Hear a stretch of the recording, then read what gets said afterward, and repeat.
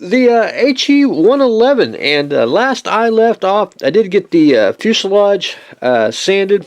One thing I got to do is I got to re-glue some the landing gear base here. The curvature of it, that's what's like preventing it. It just will not sit straight. But anyway, that's not a big problem. All I got to do is put a little dab of super glue in there, push that down, get some accelerator on it, and we'll be good to go on that. The same way with this one, it's just they're actually split pieces, but they're molded so finely together that you can break them apart, because most people would put it on landing gear mode, but we're doing it in flight, so that's what I have to do. I got to add the tail wheel, which I'm going to do that this weekend. But one thing I wanted to do, and I really wanted to get it out of the way, is I wanted to paint the cockpit. I got basically a gray cockpit in there. I'm going to put a wash, and that's pretty much it. Maybe a little dry brushing, because you really can't see a whole lot through the windows, but you can too. And then I'm going to put the pilots in there very, very shortly. I just got to wait for it to dry, because it is freshly painted.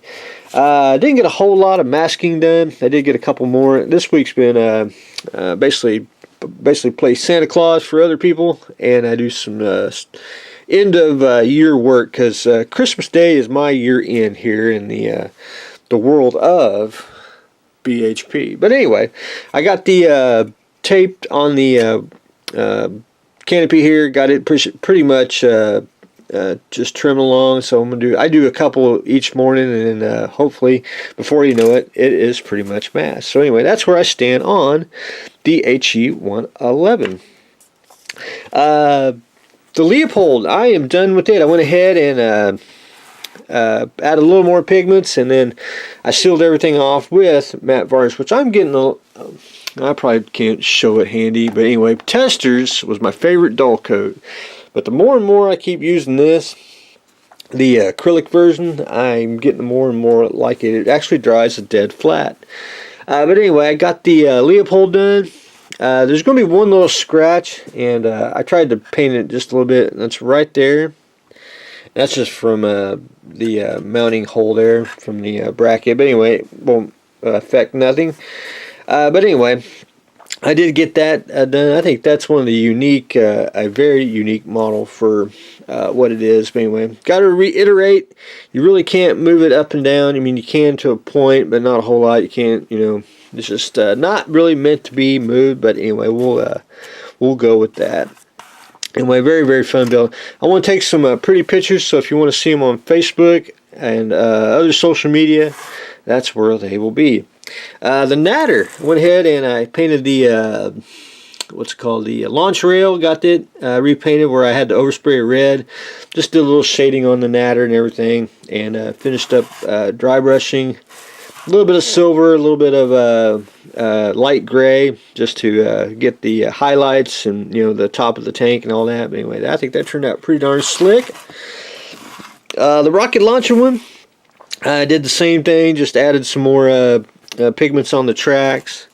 Just, I really didn't weather the missile. I made a piece of tape. I didn't really weather the missile. Really no need to. It's just kind of one of those. I did weather the back end of the exhaust part, and that's pretty much it I did on that. Anyway, that's a unique tank.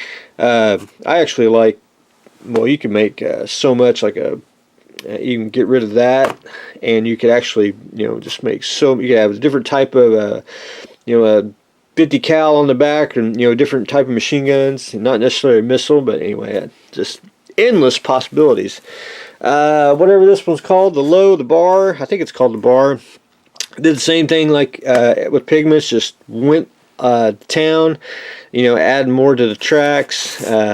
Very little weathering, a little bit of streaking on there, because I think when you get real big tanks, it's a lot of raindrops and all, not raindrops, but rain streaks.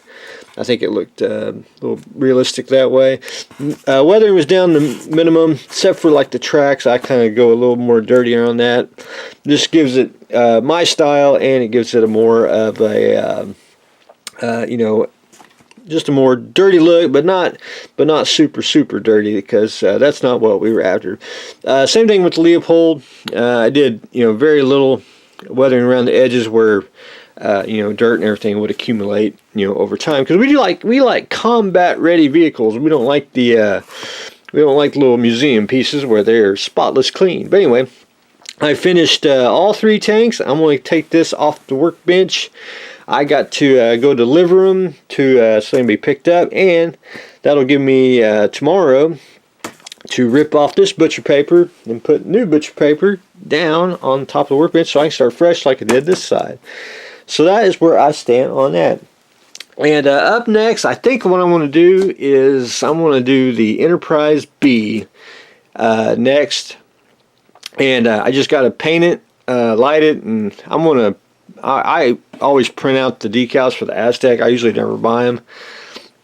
And we're going to build this one just a tad bit different. It's going to be the Enterprise B, but we're going to add the BHP Nexus conversion vacuum form kit on this as well. So not really, I'm supposed to, I got to keep it. I'm not really supposed to mod it, but I'm going to mod this one because I think it's just a very unique conversion, and it makes it just a unique ship with my little add-on to it. So anyway, I'll show everyone that once we get started, because I got to find out if I got any more lights for starships. I'll probably do that one, I want to say February-ish. That's what I'm gaming on the Enterprise C. But anyway, we'll get to it. But I'm going to try to do that one next. So anyway, that's what I've got going on today. We are finishing up. We did finish the 46 model tanks, the E100 Leopold, and we are starting to paint the HE111. So that's what I got going on today. So stay tuned for the next exciting episode.